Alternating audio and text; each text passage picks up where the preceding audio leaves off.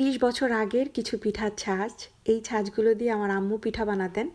আমি এগুলো রেখে দিয়েছি, আজ আপনাদের সাথে এগুলো শেয়ার করছি। আমিও প্রায় 20 বছর ধরে পুরনো নতুন অনেক পিঠার ছাঁচ সংগ্রহ করেছি, আজ আপনাদের সাথে সেগুলো শেয়ার করব। আশা করছি আপনাদের ভালো লাগবে। আগে এই মেশিনগুলো দিয়ে পুলি পিঠা বানানো হতো, এখন আমি এগুলো রেখে দিয়েছি। আর এই যে কালো এই ছাঁচগুলো, এগুলো দিয়ে আপনাদের সাথে আগে হালুয়া বানিয়ে দেখিয়েছি। এগুলো প্রায় 10 থেকে 12 বছরের পুরনো। মাটির যে ছাঁচগুলো দেখতে পাচ্ছেন, এগুলো 30 বছরের পুরনো মাটির ছাঁচ। এগুলো দিয়ে আমার আম্মু বিভিন্ন ধরনের রসবড়ি পিঠা বানাতেন। মুগ পাকন, দুধ পাকন কিংবা মিষ্টির রসবড়ি সব কিছু আম্মু এই পিঠার ছাঁচগুলো দিয়ে বানাতেন। সেই সময় আমাদের বাসায় থাকা একজন খালা এই মাটির ছাঁচগুলো আম্মুকে বানিয়ে দিয়েছিলেন। উনি অনেক কিছু জানতেন, আমার এখনও মনে আছে। ওনারা বসে বসে অনেক পিঠা বানাতেন। তখন ছোট ছিলাম, অতটা বুঝতাম না, তবে বড় হওয়ার পর আম্মুকে সবসময় এইভাবে পিঠা বানাতে দেখেছি।